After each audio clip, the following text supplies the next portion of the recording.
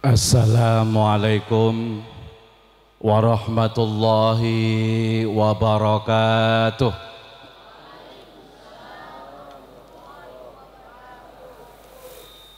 Alhamdulillahi rabbil alamin. Alhamdulillahilladzi ja'alana minal muslimin wal muslimat wan nahdhiyin wan nahdhiyat wassalatu wassalamu ala asrafil anbiya'i wal mursalin wa ala alihi wa sahbihi ajma'in.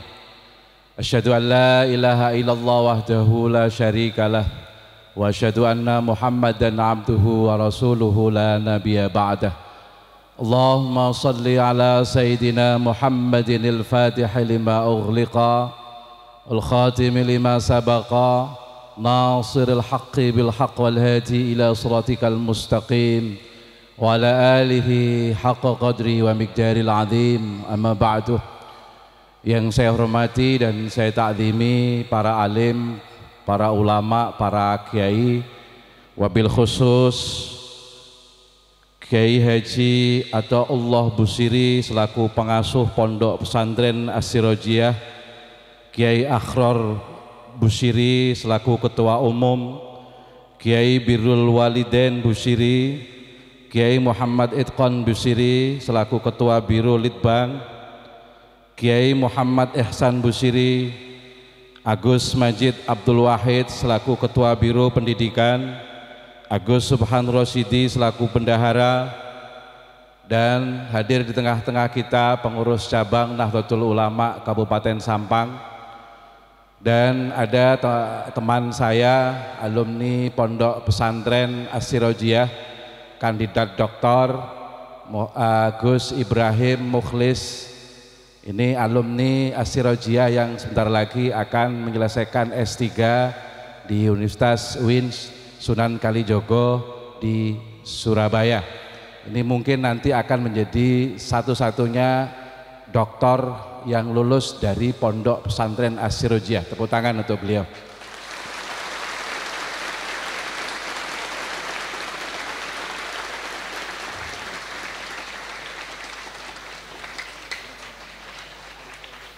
Saya sangat berbangga hati ketika hadir di lautan para santri dengan semangat masa depan. Saya melihat Indonesia penuh dengan keindahan, karena saya yakin mungkin di antara yang hadir hari ini mungkin nanti akan menjadi pemimpin Indonesia di masa yang akan datang. Karena pondok ini adalah lentera, pondok ini adalah calon-calon yang disiapkan oleh para kiai untuk menjadi lilin-lilin di tengah kegelapan, disiapkan untuk menjadi pelintah umat yang nanti akan menunjukkan jalan menuju kebenaran, jalan yang diridhoi oleh Allah dan Rasulnya. Allahumma sholli ala Muhammad.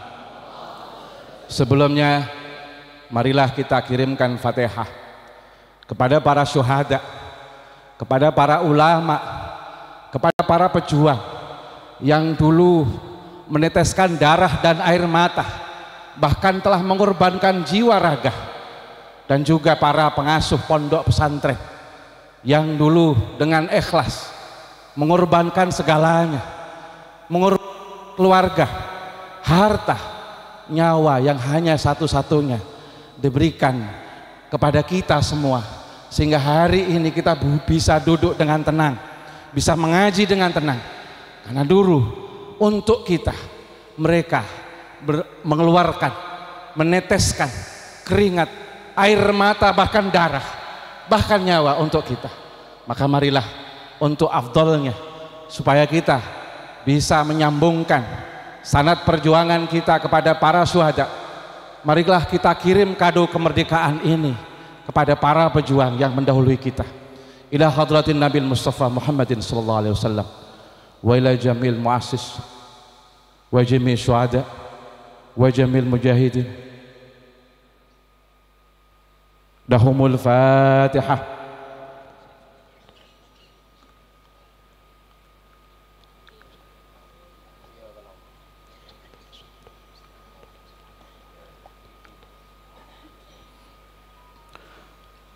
Terima kasih. Saya hadir sebagai santri, mohon maaf Saya tidak berani berdiri karena di depan kanan kiri saya para kiai, maka saya akan suul adab kalau saya berdiri di hadapan para kiai yang sangat saya hormati.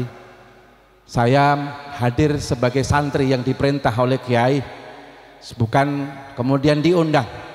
Saya diperintah. Maka ketika Kiai Idkon memerintah saya, tidak ada kata yang terucap dari saya kecuali sami'na wa ta'na.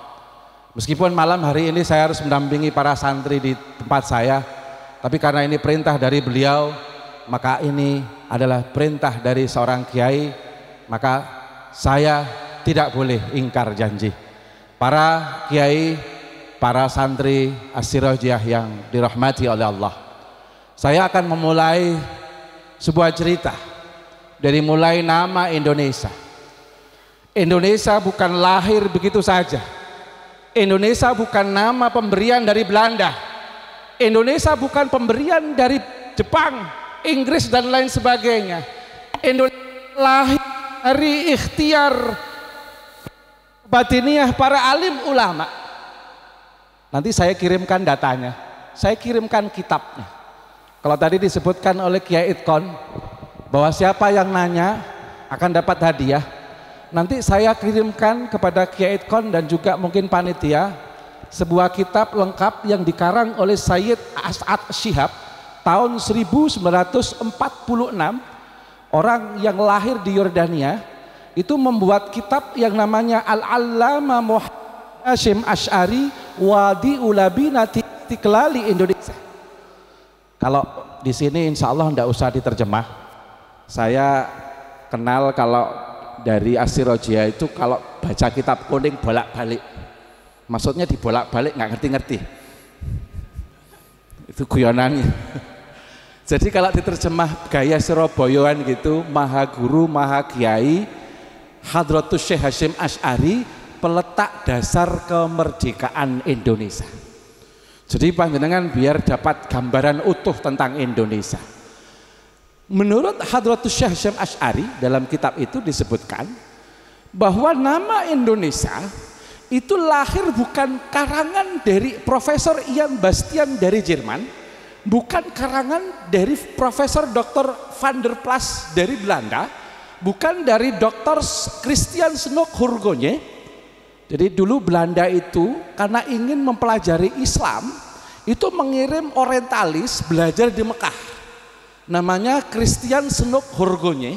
Namanya kemudian dirubah menjadi Syekh Abdul Ghaffar, hafal Al-Quran, hafal hadis, dan menjadi ulama di Mekah, dan kemudian disuruh datang ke Indonesia untuk mempelajari kehidupan Islam di Indonesia. Nah itulah kemudian mengatakan bahwa Indonesia itu pemberian, nama kasih kado oleh mereka. Tetapi tahukah panjenengan semua bahwa tahun 1873 itu ada pertemuan alim ulama terjadi di masjid namanya Masjid Darussalam Banda Aceh. Tahu Banda Aceh? Itu masjid itu diterjang oleh tsunami kapan hari? Tegak berdiri. Padahal itu sudah ratusan tahun, bangunan yang tinggi megah, hasil karya insinyur besar hancur, tapi masjid itu tegak berdiri. Kenapa bisa tegak berdiri? Karena dulu dipakai alim ulama untuk mengembangkan perang dan mujahadah siang malam di situ. Ada seorang al-arif billah namanya Syekh Ibrahim Bengcala, itu bikin kitab. Kitabnya kita temukan di Leiden, Belanda. Leiden itu tempat kira-kira kalau dari pondok sini sampai pondok sana tingginya 4 tingkat, itu ada khazanah buku-buku karangan kiai-kiai pondok pesantren, termasuk kitab-kitab kuning, Khizib, Wirid dan sebagainya, itu dibawa ke sana. Kita temukan di sana 1873 para kiai itu berkumpul. Siapa pada tahun 1873 berkumpul? Di situ tuan rumahnya adalah Syekh Ibrahim Bengcala. Kemudian ada Syekh Nawawi Al-Bantani At-Tanari Al-Jawi, itu orang dari Jawa Barat, itu punya cicit ke-11 namanya Kiai Haji Ma'ruf Amin. Pengarang kitab namanya Tafsir Mullah Labib, pengarang kitab namanya Qami'ut Tughyan, dan macam-macam kitabnya ada hampir 96 kitab. disebut pada abad 19 sebagai Mufti Syafi'i, itu orang Jawa. Kemudian hadir namanya Syekhona Khalil bin Abdul Latif Al-Bangkalani. Dari mana? Bangkalan. Di situ disepakati bahwa negara Nusantara ini nanti kalau merdeka, ditulis dalam kitab itu wa jumhuriyatuna jumhuriyah Indonesia. Negara Nusantara ini nanti kalau merdeka namanya Republik Indonesia. Bukan mamlakah, bukan kerajaan, bukan khilafah, bukan daulah Islamiyah, tapi jumhuriyah. Siapa yang ngasih nama? Seorang arif al-arif billah, para wali, para tokoh-tokoh yang alim allamah di situ. Jadi kalau hari ini Indonesia saja hasil ikhtiar para ulama, hasil mujahadah para tokoh sufi dan tarekah, itu berarti kita ini berhutang bahwa negara ini sebenarnya peletak dasarnya bukan para negarawan, bukan para akademisi, bukan para teknokrat, tapi lahir dari ulama-ulama pesantren. Nanti saya ceritakan. Bendera Indonesia, kalau panjenengan semua belajar di SD, itu ketika buku belajaran dibuka, itu paling ada cerita bahwa yang jahit Ibu Fatmawati. Iya, itu ceritanya Pak Karno karena nggak punya yang namanya kain, itu taplak meja dilepas, kemudian cari kain putih tidak ada. Akhirnya di Jalan Kebangsaan itu ada orang jual sate, itu satirnya, tutupnya kain putih itu diambil, kemudian dijahit, jadilah bendera merah putih yang berkibar tanggal 17 Agustus. Tapi bukan itu yang saya maksud. Dari mana Pak Karno dapat itu?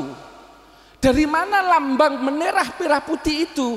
Dari seorang dzurriyyatur Rasul namanya Habib Idrus bin Abdurrahman Al-Jufri, makamnya di Palu, Sulawesi, yang kemarin ketika ada tsunami itu semua daerah di daerah Palu hancur luluh, musola sama makam beliau masih utuh. Dia bikin kitab dari hasil mujahadahnya ketika malam. Konon ada yang mengatakan Kanjeng Nabi bawa, tapi ini masih ikhtilaf. Akhirnya setelah ada isyarat seperti itu, beliau bikin sebuah kitab, ada nadhamnya, saya hafal ibarahnya, wa kullu ummati ramzu izin wa ramzi izina al-hamra wal baida. Setiap umat punya bendera, dan bendera Indonesia nanti kalau merdeka adalah bendera merah putih. Itu bukan pemberian, itu bukan kebetulan. Yang punya wasiat, yang punya isyarah, para arif billah yang mendapatkan isyarah ini dari Allah Subhanahu wa ta'ala. Makanya apa? Indonesia ini negara yang luar biasa.